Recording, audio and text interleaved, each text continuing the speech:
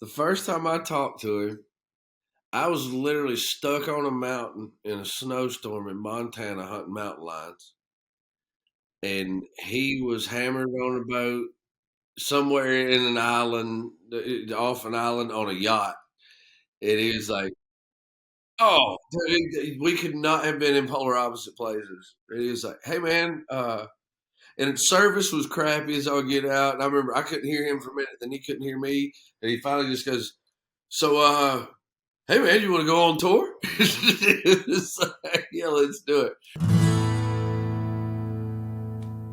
That's Brantley Gilbert talking about Nickelback and Chad Kroeger, and I promise I'll get back to him uninterrupted in 30 seconds. If you're a fan of either, let us know in the comments. Then thumbs up if you've got tickets to see them in 2023.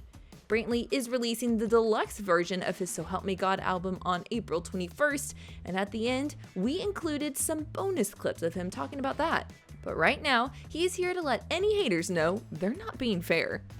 I've been a fan of theirs for a long time. Even when people went into, they were kind of dogging them out for a minute. It was like, dude, you haven't been to a show. If you go to a show and you want to leave and talk shit, that's fine. But you need to go to a show first. I remember seeing a show like 2008, 2009. I was like, those dudes smoked it, man. Like, it was awesome. And I was a fan of their music. I told Chad one of the first things that drew me to him was, man, I like me a good rock ballad. I just do. Photograph, like Far Away, and those kind of things kind of brought me to the table. But then I find Animals and Follow You Home, and just kind of. But yeah, I kind of did get introduced to them by the ballad side of things.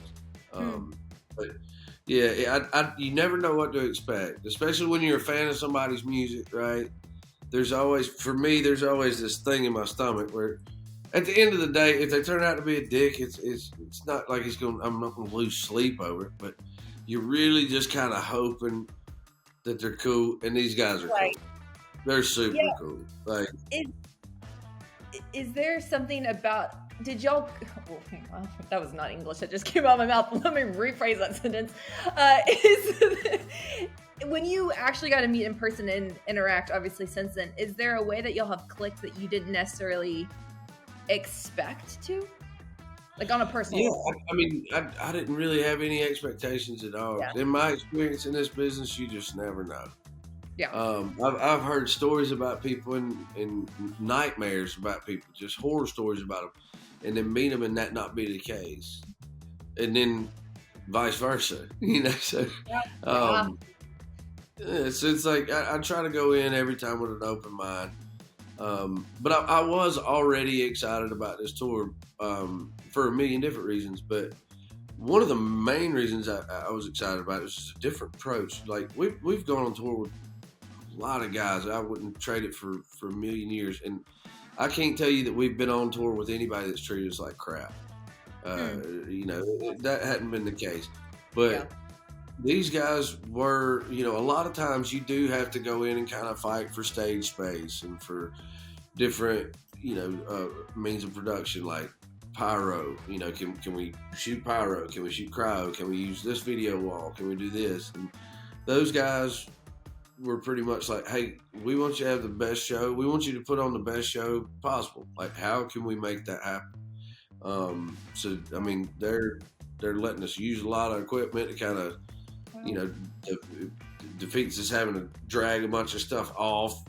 So it's man, but literally the mood from beginning to end on this tour has been, all right, we want to make an experience for these people. We want the people that come to this tour to come to the next one we put on, knowing that we brought it. You know what I mean?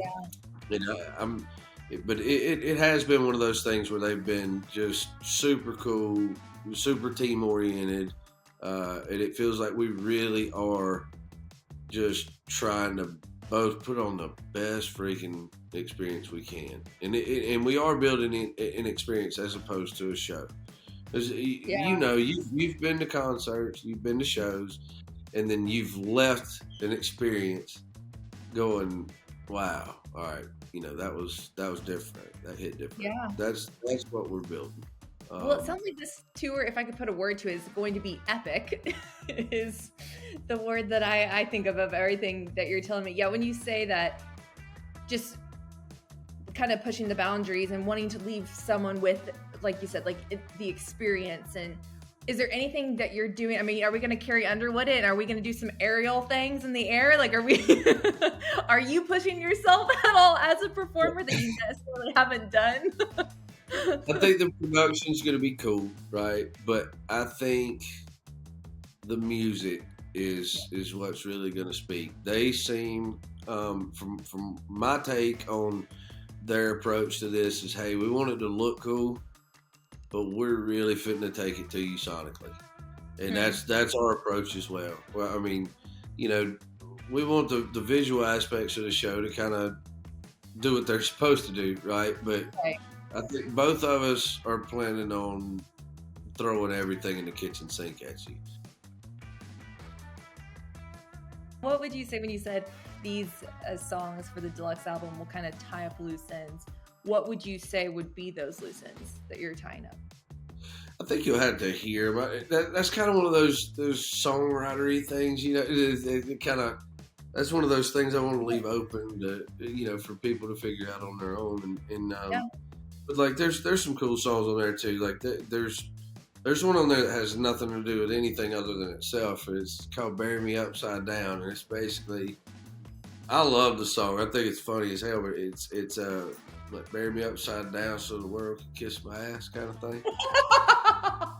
That's amazing. Yeah. And I mean every word of it. You know what I mean? It's really...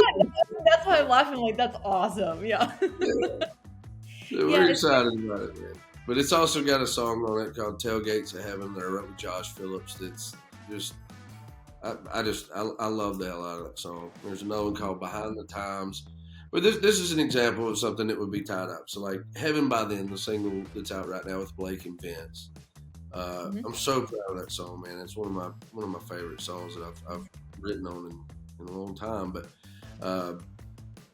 it kind of basically says, if there comes a time in this country where country doesn't fit in, right? Well, I hope I'm not here anymore. Right? I hope I'm in heaven by then. Behind the Times kind of tells you what those things are that I love, that I don't really want to live without. You know what I mean? So it's just kind of little stuff like that. Is there anything that you put in the doghouse that you got it because when you were younger you couldn't have it, but now as an adult you're like, I can buy it and it's in there? Yeah, Sam. I bought a Shelby GT500 right in the middle of COVID, which was dumb, but COVID sucked for everybody, but yeah, I'd always wanted a Mustang. A buddy of mine had one when we were young, and I just thought it was the coolest thing ever. He let me borrow it one time in the middle of winter. He let me drive it to school, and I put the top down on it just because I could. So yeah, but there's things like that. But yeah, outside of that, I think all my motorcycles are that. Okay. I didn't, it was that was not going to be allowed at my house until, my dad and I bought the first one together, and I think I was 17, maybe 18, but I never thought that would happen. Of course, I wasn't really well behaved on dirt bikes and four wheelers, so they weren't going to give me a shot on a bike. You know what? The doghouse may be a giant midlife crisis. I don't know. Whatever. Blast. We have fun in there, all right?